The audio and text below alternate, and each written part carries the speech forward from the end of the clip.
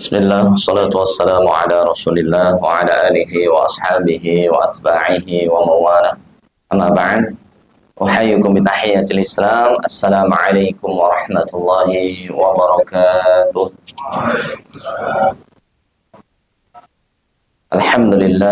Alhamdulillahilladzi khalaqal mauta wal hayata liyabluwakum ayyukum ahsanu amala. Alhamdulillahilladzi bi ni'matihi tatimmus shalihat. أشهد أن لا إله إلا الله وحده لا شريك له وأشهد أن محمدا عبده ورسوله صفيه وخليله الذي لا نبي ولا رسول بعده. اللهم صل وسلم وبارك على نبينا محمد صلى الله عليه وسلم وعلى آله وأصحابه وأتباعه ومن سار على نهجه واستنى بسنته واتبعهم بإحسان إلى يوم القيامة. أما بعد، ولقد قال الله تعالى في كتابه العزيز: يا أيها الذين آمنوا اتقوا الله حق تقاته ولا تموتن إلا وأنتم مسلمون. Wahai orang-orang yang beriman, marilah kita tingkatkan ketakwaan kita kepada Allah Subhanahu wa taala dengan sebenar-benarnya ketakwaan. Wala tamutunna illa wa antum muslimun. Jangan sekali-kali kita diwafatkan oleh Allah Azza wa Jalla kecuali dalam kondisi iman, Islam, bertakwa, beramal saleh kepada Allah Azza wa Jalla. Wa qala aidan wa tazawwadu fa inna khairaz zadi taqwa. Pergunakanlah kesempatan kita di dunia ini. Allah berikan usia kepada kita, Allah berikan kesehatan kepada kita, Allah berikan berbagai nikmat. Fa inna khairaz zad, semuanya itu untuk mencari bekal untuk kembali. Dan sebaik-baik bekal yang akan kita bawa di hadapan Allah adalah ketakwaan, amal soleh, dan keimanan kita kepada Allah Azza wa Jalla. Jamaah Masjid Al-Barakah rahimani wa rahimakumullah yang dimuliakan oleh Allah Subhanahu wa ta'ala, kita akan memasuki yaitu surat ke-111, yaitu tafsir, yaitu surah Al-Lahab. Surah apa teman-teman? Jamaah Al-Lahab, yang kita sudah hafal insyaallah. Namun banyak yang ketika tajwidnya, ketika dicek, diperiksa, masih banyak yang belum tepat. Ingat jamaah, maka Allah Subhanahu wa ta'ala, salah satu pertanyaan kita nanti di alam kubur, selain marrabbuka, siapa Rabbmu, kemudian wa madinuka, apa agamamu, wa man nabiyuka, siapa nabimu. Ini ada pertanyaan selanjutnya, wa ma kitabuka, apa kitabmu. Ini adalah pertanyaan di alam kubur nanti yang akan ditanya kepada kita semuanya, jemaah. Dan kita akan baca kitabuna Al-Quran. Bacanya kitab kita adalah Al-Quran. Namun mohon maaf, banyak dari kita ya, ini yang belum bisa baca Quran. Bahkan ada yang masih terbata-bata, belum lancar. Namun seolah-olah dianggap hal biasa. Nggak mau belajar dan sebagainya. Allah Subhanahu Rasulullah SAW 1400 tahun yang lalu mengadu kepada Allah Azza wa Jalla di surat Al-Furqan, surat ke-25 ayat 30, 31. Wa qala ar-rasulu inna qaumi ittakhadhu hadzal qur'ana mahjuran. Wa qala ar-rasul, dan Nabi SAW mengadu kepada Allah, inna qaumi, sesungguhnya kebanyakan umatku, ittakhadhu, mereka menjadikan Al-Quran mahjuran, terabaikan, tidak dibaca, tidak dibuka. Bukanya pas Ramadan misalnya, la haula wala quwwata illa billah. Setelah Ramadan selesai baca Quran, selesai, nggak ngaji lagi. Nah, ini adalah suatu hal yang sangat disesali oleh Nabi SAW. Sesungguhnya kebanyakan umatku akan menjadikan Al-Quran mahjur, tidak dibaca. Lebih sibuk dengan gadgetnya, lebih sibuk dengan handphonenya. Bahkan ada pas di Jumat itu masih baca handphone, jemaah. La haula wala quwwata illa billah. Maka dia tidak mendapatkan pahala Jumatan. Dari Abu Hurairah radhiyallahu anhu, Rasulullah SAW bersabda, man masal hasa faqallahu. Seseorang yang memainkan batu kerikil, karena masjid di zaman Nabi masih berupa pasir, ada yang main-main kerikil, maka Rasul melihat faqallahu, engkau telah berbuat sia-sia, tidak mendapatkan pahala Jumat. Apalagi main handphone, baca handphone, itu Jumatan cuma nonton YouTube. La haula wala quwata illa billah. Masih ada itu. Nah. Dan orang yang tidak mempelajari Al-Quran atau tidak membaca Al-Quran ini ada ancamannya sendiri. La haula wala quwata illa billah. Allah Ta'ala berfirman di surat Taha, surat ke-20, ayat 124, 125. Allah Ta'ala berfirman bahwasannya qala rabbi syurni a'ma wa man a'rada 'an dzikri fa inna lahu ma'isyatan dhanka. Barang siapa seseorang yang berpaling an dzikri dari Al-Qur'an, fa inna lahu ma'isyatan dhanka. Allah jadikan kehidupan orang tersebut, mohon maaf, tidak berkah.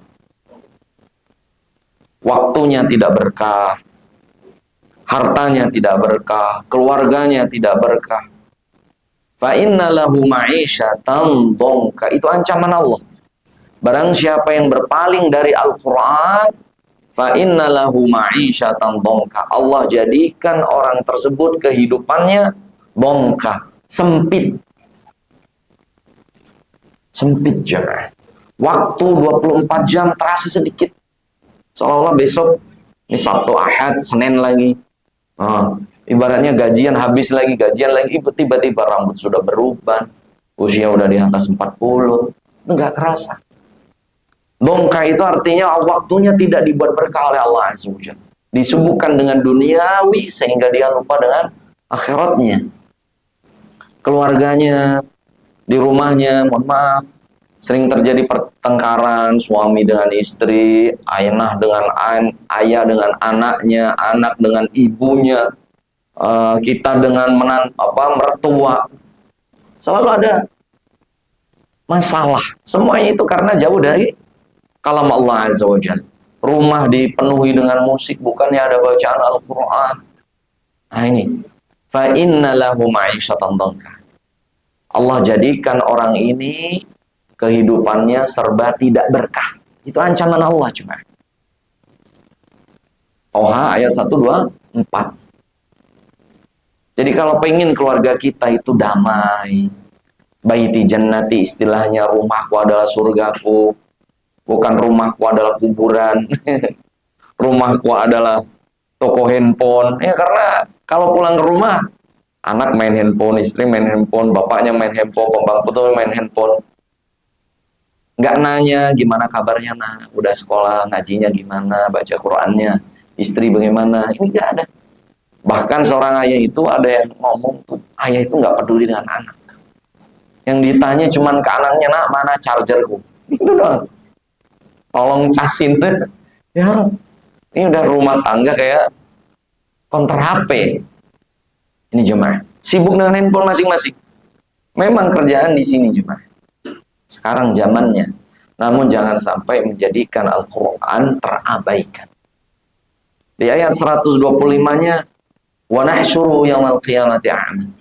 Orang yang berpaling dari Al-Quran, tidak membacanya, tidak menyempatkan waktu untuk membaca. Nahsyuruhu yaumal qiyamati a'ma. Kami kumpulkan orang ini dalam keadaan buta. Kenapa jemaah dikumpulkan dalam keadaan buta di akhirat? Karena Allah memberikan mata, ini bukan hanya untuk melihat dunia saja. Namun salah satu kewajiban Allah memberikan mata itu untuk mempelajari kalam Allah. Wa nahsyuruhu yaumal qiyamati a'ma. Allah kumpulkan orang-orang itu nanti dalam keadaan, mohon maaf, buta. Kemudian orang-orang ini mengatakan kepada Allah, ya Rabb, qala rabbi lima hasyartani a'ma wa qad kuntu basira. Ya Rabb, kenapa engkau sekarang mengumpulkan kami dalam keadaan buta? Wa qad kuntu basira. Dulu kami di dunia bisa melihat. Maka Allah jawab di ayat 126-nya, qala kadzalika atatka ayatuna. Bukankah dulu telah datang kepada kalian ayat-ayat kami? Fanasitaha, engkau mengabaikannya. Ada Quran di rumahnya masing-masing. Di kantor, di laptop, di handphone ada Al-Quran. Namun engkau mengabaikannya, engkau tidak membacanya. Dan yang lebih ngeri jemaah, fakadzalikal yauma tunsa.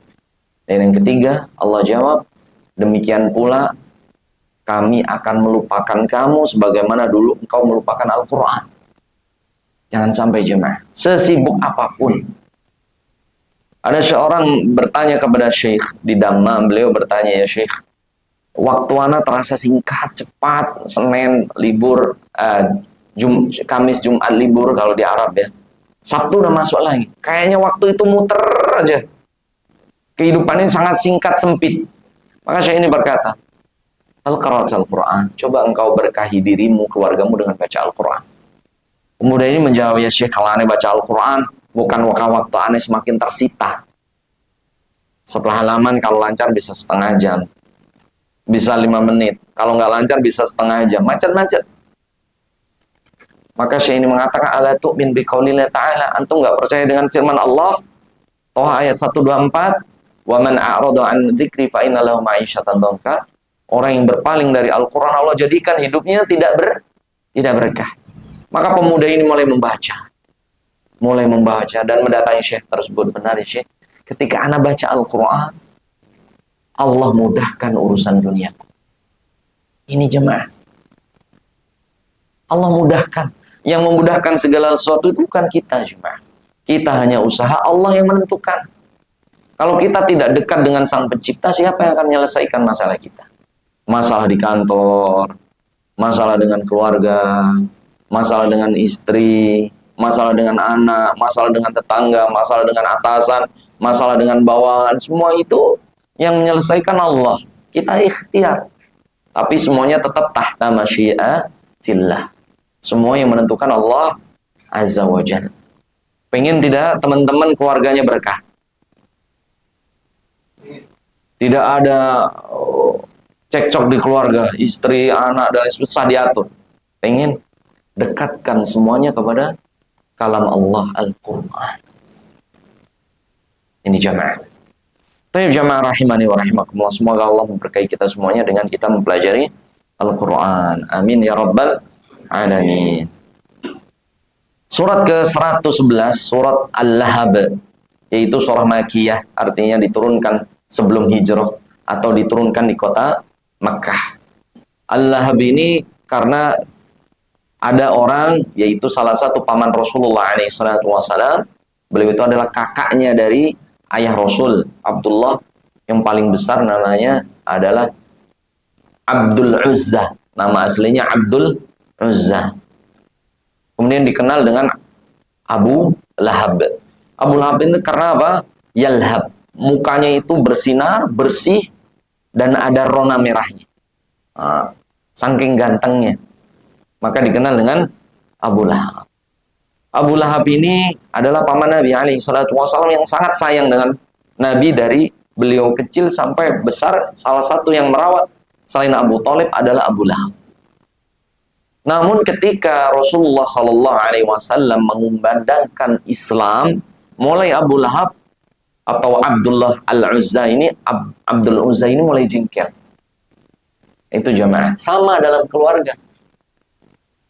Kalau antum mulai mendakwahkan agama Allah, Pak, ayo ngaji. Ke tetangga, ke saudara, ayo tutup hijab. Itu mulai ada masalah tuh.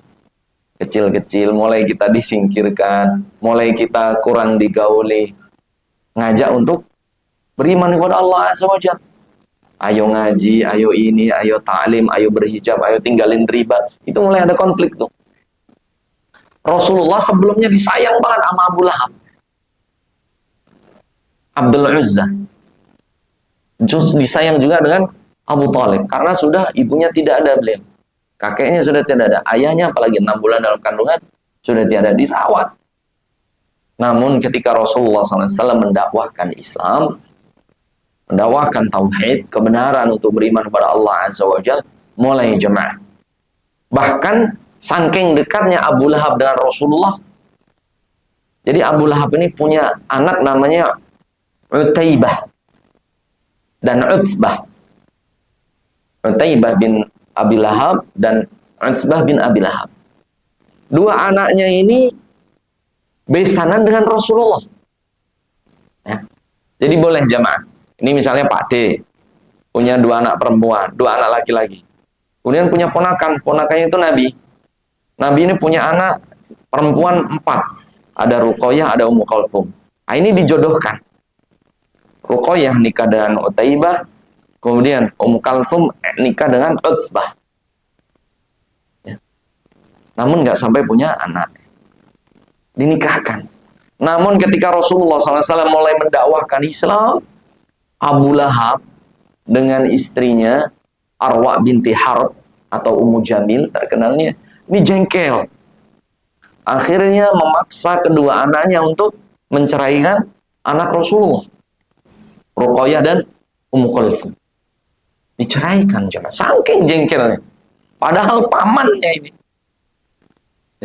Jadi ada kalanya kita ketika mendakwahkan kebenaran dalam lingkungan keluarga, dalam lingkungan tetangga, itu ada konflik, itu wajar. Yang penting kita tidak boleh putus asa atau menyerah mendakwahkan apa? Bagaimana ajaran Rasulullah, bagaimana Islam yang benar. Itu memang ada masalah. Jadi Rasulullah SAW suatu hari mengumpulkan para sahabat, para pemimpin Quraisy itu di wadi di dekat Mekah. Ada gunung Jabal Qubais, di bawahnya ada yaitu apa? Lembah. Maka Rasulullah SAW di pagi hari mengumpulkan penduduk Mekah, dikumpulkan semuanya pemimpin-pemimpin Quraisy. Kemudian Rasulullah SAW bersabda, asbahkum, di pagi hari, ya'tuna alaikum juyush, sabahakum wa masa'akum, atusaddiquni, wahai kaumku, kalian percaya nggak kalau ana memberikan kabar di pagi hari akan datang musuh dan sore hari musuh mengawasi kita? Kalian percaya dengan aku? Maka kaumnya mengatakan, orang-orang Quraisy, bahkan pamannya Abu Lahab mengatakan, sami'na wa ata'na ya Muhammad, kita percaya dengan engkau ya Muhammad, engkau rajulun amin, orang yang sangat apa? Dipercaya, tidak pernah berdusta. Ini Rasulullah SAW. Kemudian Rasulullah SAW mengatakan lagi, atusaddiqunani anna lakum nadhirun mubin yukhawwifukum min adabin syadid. Kalian percaya tidak? Saya ini adalah pemberi kabar, pemberi apa? Kebenaran, memberikan kabar kebenaran, utusan Allah. Ya. Kalau kalian tidak beriman kepada Allah, kalian akan mendapatkan siksa yang pedih. Nah, beda lagi tanggapan kaumnya. Alihada jama'atana ya Muhammad. Pamannya Abdul Uzza atau Abu Lahab pertama yang berdiri. Apakah untuk ini wahai Muhammad engkau ngumpulin kita untuk mempercayai engkau ini nabi, dan engkau mengajak kita untuk mentauhidkan Allah dan meninggalkan berhala-berhala kita? Kemudian pamannya dengan congkak beliau mengatakan bahwasannya innaka minal kadzibin, kau ini pembohong, sahirun kadzab, penyihir, pembohong. Ya. Kemudian istrinya, ya, Arwa binti Harb atau Ummu Jamil pun mengompori suaminya. Apa? Mengompori. Artinya mendukung apa yang menjadi ucapan dari suaminya Abu Lahab. Maka dengan ucapan Abu Lahab tersebut turunlah surat Tabbat yada abi lahabiu wa tabb. Hati-hati nih qalqalah kubra. Wa tabb. Nah, ini spesial bacaannya ya. Tabbat, sungguh celaka, yada, kedua tangan Abi Lahab, Abu Lahab. Ayat keduanya, ma'aghna anhu maluhu wa ma kasab. Ma'aghna, tidak memberikan manfaat, anhu, atas Abu Lahab, maluhu, semua hartanya, wa ma kasab, dan apa-apa yang telah dia usahakan. Ini jemaah. Jadi orang bagaimanapun dia sebelum bertauhid kepada Allah, mau dia beramal yang luar biasa namun tidak beriman kepada Allah Azza wa Jal, maka mohon maaf, semua amalnya hanya seperti debu yang tertiup angin. Jadi syarat keimanan seseorang, amal-amal seseorang itu diterima oleh Allah, itu syarat utamanya adalah beriman dulu kepada Allah Subhanahu wa ta'ala. Jadi pamannya yang sebelumnya membantu Rasulullah, bahkan salah satu yang meminang Khadijah itu adalah Abu Lahab dan Abu Thalib. Ya, yang merayu, ya, yang meminang Khadijah untuk menjadi istri Rasul adalah beliau. Yang membantu perjuangan Rasul adalah beliau. Tapi ketika Rasulullah mengikrarkan turunlah wahyu Iqra, kemudian mengajak kaumnya, yang pertama menolak adalah salah satunya Abu Lahab. Ma aghna anhu maluhu wa ma kasab. Tidaklah bermanfaat semua hartanya.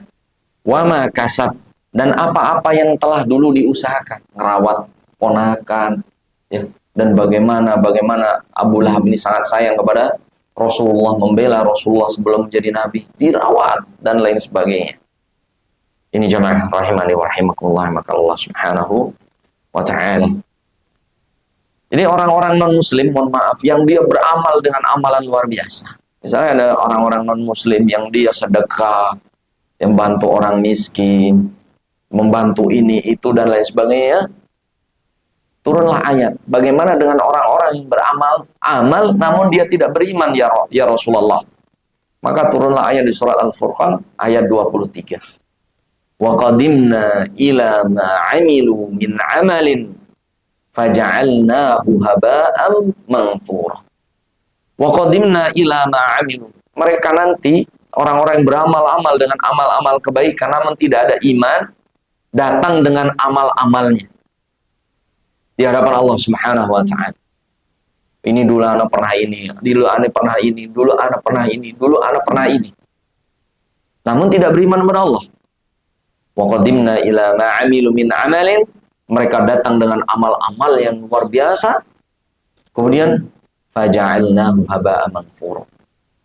Namun amalan itu hanya seperti debu yang tertiup angin, hilang, Pak. Jadi syarat amal kita diterima oleh Allah itu keimanan.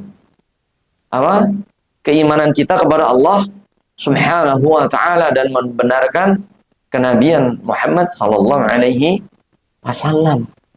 Hatta pamannya Abu Lahab, ya, beliau beramal-amal dengan amalan luar biasa, namun di hadapan Allah, wa qadimna ila ma 'amilu min 'amalin faja'alnahu haba'an manthura. Surat ke-25 ayat 23. Semua amalnya di hadapan Allah hanya seperti debu yang tertiup angin. Jadi syarat amal itu diterima, iman dulu pada Allah. Maka bagaimana dengan orang yang beramal-amal kebaikan namun dia tidak beriman? Terus apa balasannya? Misalnya ada orang-orang non-muslim, dia membantu orang muslim, ada yang korban juga, ada yang bangun jalan, ada yang santunan anak yatim, janda-janda, fakir, miskin. Bagaimana dengan orang demikian, jemaah? Maka orang-orang ini, Allah Ta'ala berfirman di surah Al-Isra, "Man kana yuridul ajila ta'ajjalna lahu fiha ma nasha'u liman nurid." Adapun orang-orang kafir yang beramal-amal soleh, ajjalna, mereka langsung dibalasnya di dunia.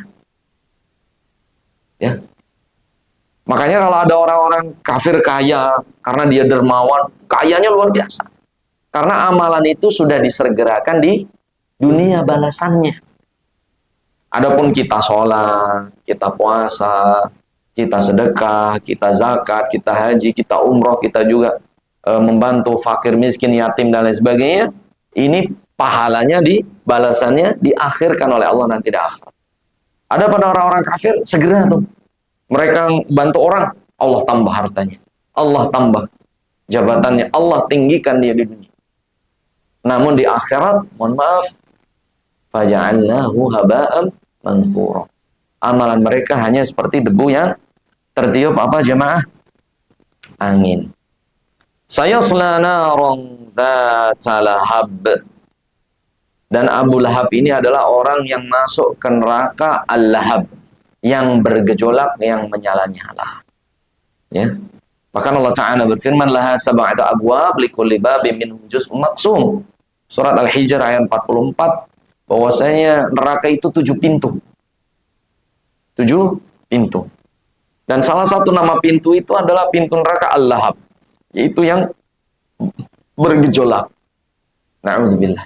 Jadi sampai jadi nama salah satu nerakanya Allah Azza wa Jalla, yaitu al-lahab, yaitu api yang bergejolak, yang menyala-nyala jamaah. Maka Allah Subhanahu wa taala sekali lagi, Rasulullah SAW bersabda dari Abu Hurairah radhiyallahu anhu, yattabi'ul mayyita thalathatun, sesungguhnya yang diusahakan manusia itu 3. Ahluhu, keluarganya, kita kerja untuk keluarga kita, anak istri kita. Wa maluhu, yang kedua yang kita usahakan di dunia itu numpuk harta, jabatan. Keluarga, harta. Yang ketiga wa amaluhu, yang ketiga yang kita usahakan di dunia adalah amal ibadah. Tapi ketahuilah, fayarji'u utsnan, yang 2 itu akan pulang, ahluhu wa maluhu, harta dan keluarga pulang. Wa yabqa amaluhu, dan yang tinggal dengan kita hanya amal kita.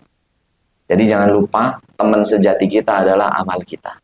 Mohon maaf, antum secinta apapun dengan istri antum, antum meninggal dunia setelah iddahnya selesai 40 hari, dia nikah lagi. Betul tidak? Betul tidak? Antum ini sekarang royal ke istri, wah luar biasa. Istri belum minta antum kirimin, duit dikirimin, ini dikirimin, baju diirimin dan sebagainya. Ketika antum meninggal, belum tentu dia akan bersama antum. Belum tentu, itu harta. Anak pun belum tentu menolong kita. Yauma la yanfa'u malu wala banun. Asy-Syu'ara 88. Tidak bermanfaat pada waktu itu harta dan juga anak. Illa man atallaha biqalbin salim. Ayat 89-nya, kecuali orang yang datang kepada Allah dengan hati yang bersih dari dosa dan maksiat.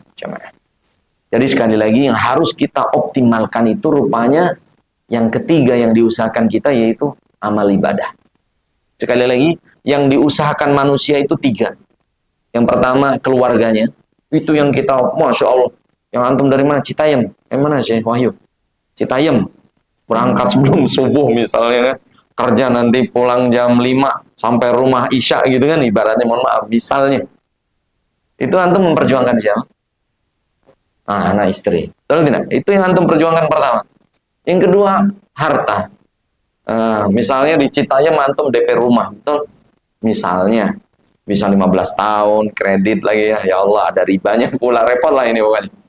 Pun nggak dibawa mati. Betul tidak? Ada yang dibawa mati.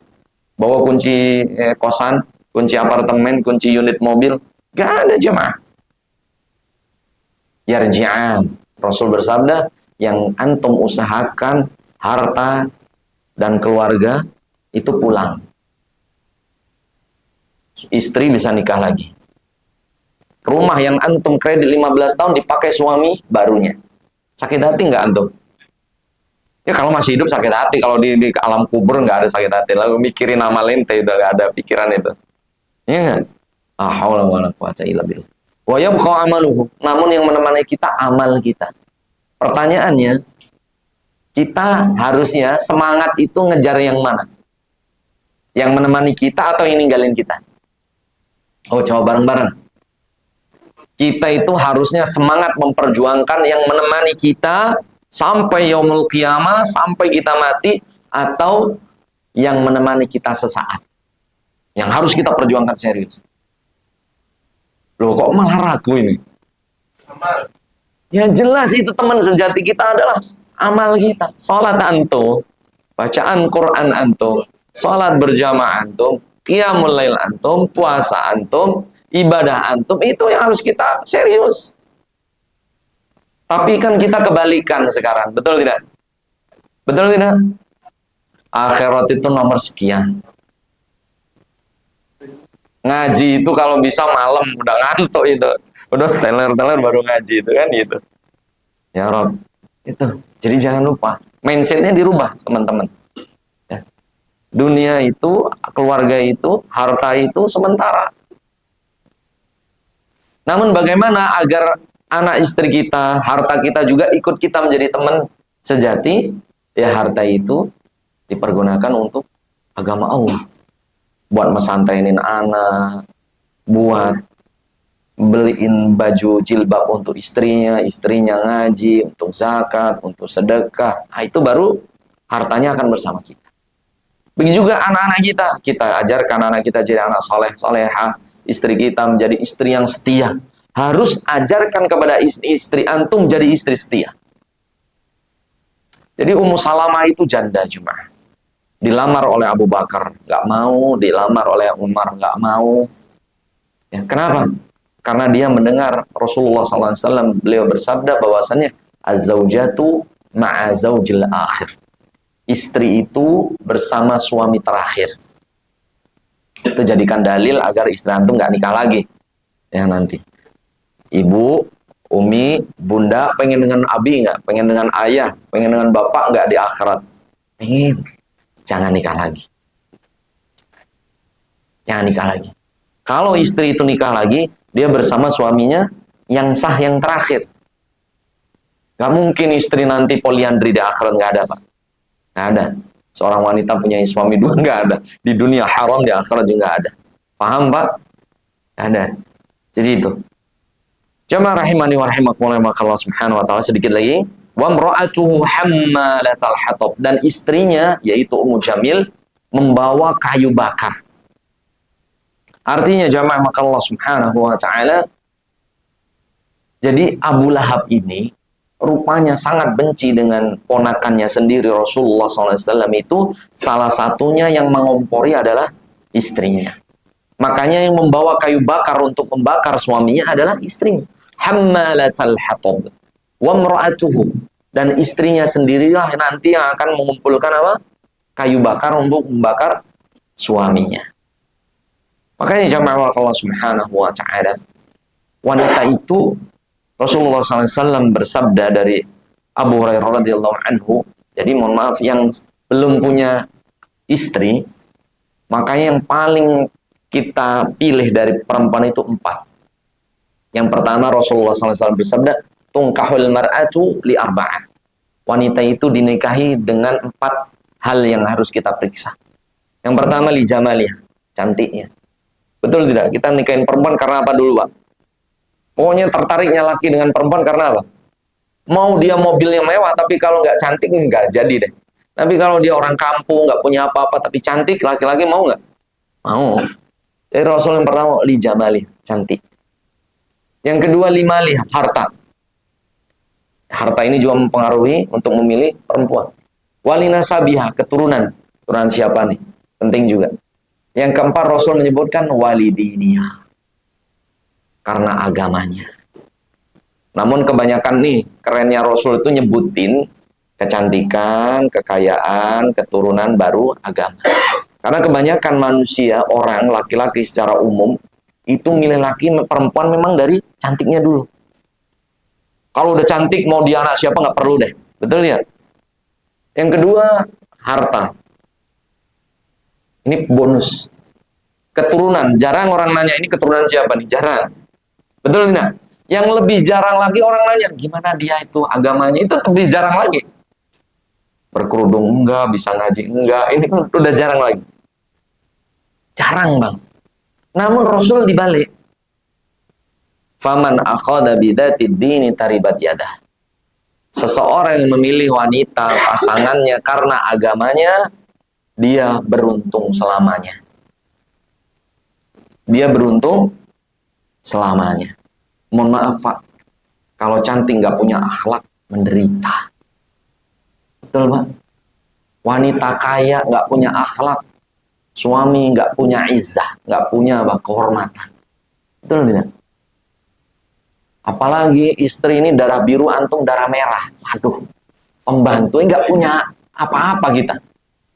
Makanya yang paling pokok itu malah Rasul lidiniha. Lihat dulu agamanya. Namun kebanyakan manusia tidak. Cantik dulu. Padahal nanti di rumahnya dia jadi pembantu. Kan gitu. Kaya dulu. Padahal nanti dia di rumahnya jadi apa, cucunguk ibarat.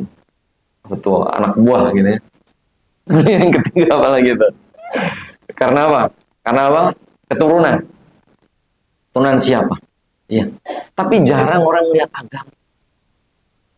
Padahal Rasul bersabda, seseorang yang memilih karena agamanya, dia akan beruntung selamanya. Kalau dia punya agama, mau secantik apapun, dia jaga kecantikannya hanya untuk suaminya. Antum aman. Coba kalau istri antum cantik, nggak bener, oh antum gusar nih. Dia lagi di rumah sama siapa, WA sama siapa, waduh, gusar gitu. Hartanya banyak, tapi nggak punya agama, lebih repot lagi nih. Antum nggak punya wibawa di rumah. Ya Rob. Makanya kalau istilahnya ya, di belakang suami yang hebat ada istri yang hebat. Oh, di belakang istri yang hebat ada suami yang terinjak-injak. Nah, itu. Antum yang mana nih kira-kira? Ini jangan. Memang kodratnya ar-rijal qawwamuna 'alan nisa. An-Nisa ayat 34 bahwasanya lelaki itu adalah pemimpin. Jadi kalau wanita tahu agama mudah diatur, Pak. Antum hidupnya pas-pasan, dia nerima. Karena kita ada kadang naik turun, betul tidak? Bahkan nikah itu adalah menyempurnakan agama.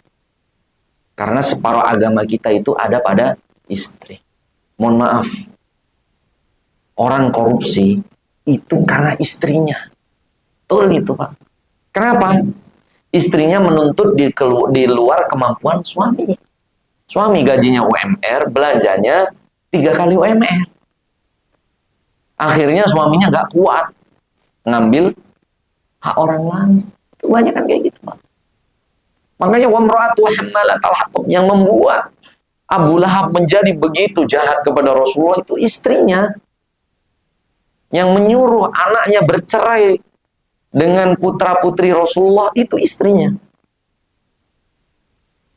Ya, hati-hati. Ya. Seseorang yang rajin ke masjid itu biasanya dioprak-oprak sama istrinya. Mas Nova rajin ke masjid karena istrinya ngomong, "Mas bangun mas," kayak gitu. Iya.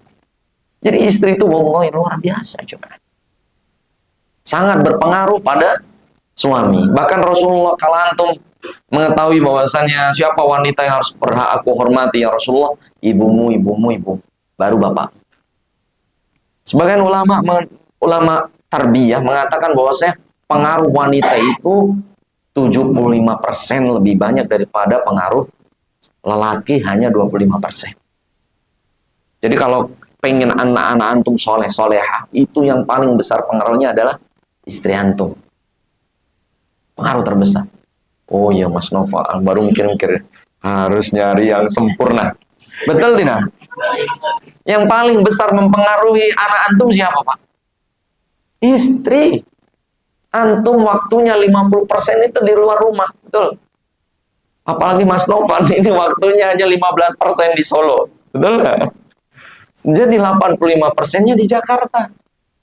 Jadi yang mempengaruhi keluarga adalah istri. Ini jemaah. Bahkan bisikan istri itu sangat mempengaruhi suami.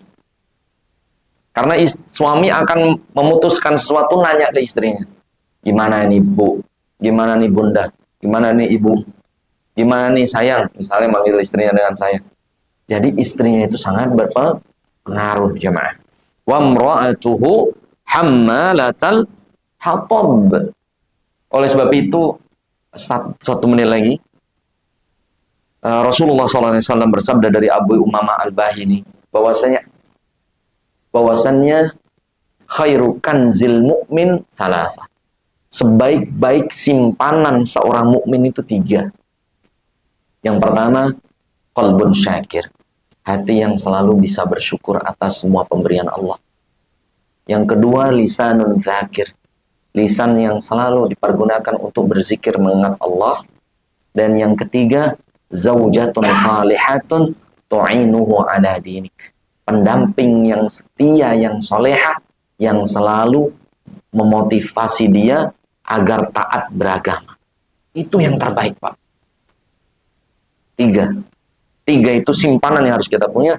Hati yang selalu bersyukur, lisan yang selalu berzikir, istri salehah yang selalu memotivasi suaminya, membantu suaminya agar taat dalam agama.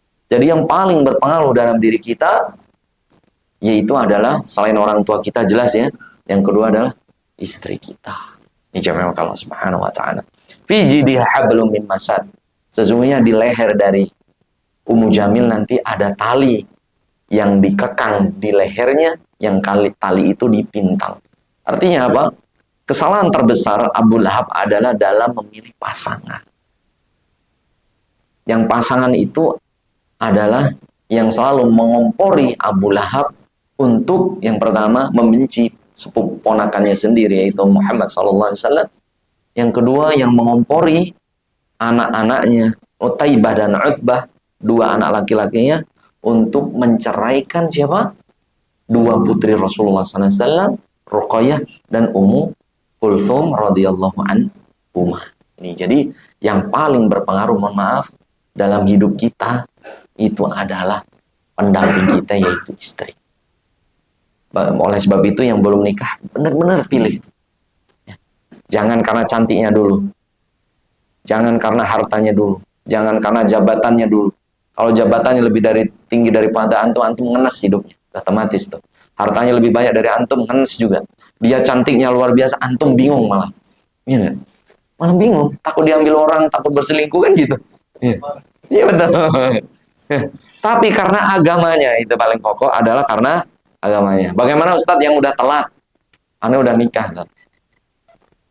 Istrinya mohon maaf kurang taat misalnya. Dan lain sebagainya. Perbanyak doa kepada Allah Subhanahu wa taala, dan kuncinya sebelum tidur jemaah. Sebelum tidur antum berdoa sambil pegang kepalanya.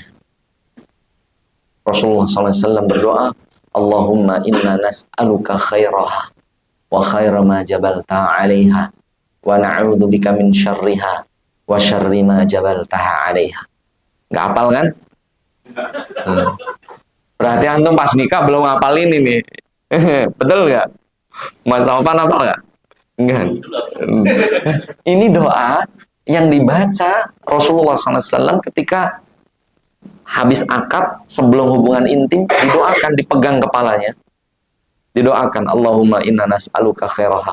Ya Allah, aku mohon kebaikan-kebaikan atas wanita ini. Wa khaira ma jabaltaha alaih, dan kebaikan-kebaikan akhlaknya. Wa na'udzu bika min syarriha, dan aku berlindung dari keburukan-keburukannya. Wa syarri ma jabaltaha alaiha, dan keburukan watak dan akhlaknya. Ini harus dibaca. Jadi kalau istrinya belum taat, perbanyak sholat di sampingnya. Kemudian berdoa kepada Allah Subhanahu wa taala. Kalau belum sukses-sukses doanya, belum mandi bahasa Jawanya, pegang ke ubun-ubunnya, doa ini. Minta kepada Allah Subhanahu wa taala. Karena Rasulullah itu sering sholat itu di depannya Aisyah radhiyallahu anha sedang tidur. Makanya suatu hari Rasulullah ketika sujud kakinya dipinggirkan. Doanya di situ jemaah. Kunci agar istri kita berubah. Yang belum sebelumnya susah diatur, terlalu boros misalnya, di luar kemampuan kita, ya masih suka mengumbar aurat dan sebagainya. Kalau antum benar-benar cinta dia, nggak ada lagi obatnya selain antum sholat di dekatnya, berdoa pada Allah. Berdoa pada Allah dengan sungguh-sungguh. Insya Allah akan merubah istri kita menjadi istri yang taat kepada Allah Subhanahu wa ta'ala. Wallahu a'lam bishawab. Masih panjang sebenarnya karena waktunya habis ya. Qadarullah masya'afa'an. Baik, sampai sini ada pertanyaan dari teman-teman sebelum kita tutup? Tutup saja. Karena waktunya sudah selesai, kita berdoa nanti dihafalkan doanya ya. Allahumma inna nas'aluka khairaha wa khaira ma jabaltaha 'alaiha wa khaira ma jabaltaha 'alaiha wa na'udzu bika min syarriha wa syarri ma jabaltaha 'alaiha. Insyaallah antum praktekin ini qiyamul lail, berdoa pada Allah Subhanahu wa taala sering, bukan hanya istri, anak yang susah diatur juga boleh. Allahumma inna nas'aluka khairaha wa khairaha ma jabalta 'alaiha wa na'udzubika min syarriha wa syarri ma jabaltaha 'alaiha. Doakan. Itu Pak ya. Semoga Allah memberikan kita istri yang soleha. Istrinya disebut 2 kali, berarti 2 ya. Yang belum semoga segera diberikan istri pendamping hidup. Mas Novan, Mas Nova kalau Novannya sudah. Ah ini juga belum ya, antum? Belum ya. Imam belum. Masya Allah masih banyak ini. Itu sudah. Sudah, oh sudah, Masya Allah. Barakallahu fikum jami'ah. Kita tutup dengan baca hamdalah. Alhamdulillahirabbil alamin. Wa nakhtatim bi du'ai kafaratul majlis. Subhanakallahumma wa bihamdika asyhadu an la ilaha illa anta astaghfiruka wa atubu ilaika. Aqul qouli hadza wa astaghfirullah wa lakum. Wassalamualaikum warahmatullahi wabarakatuh.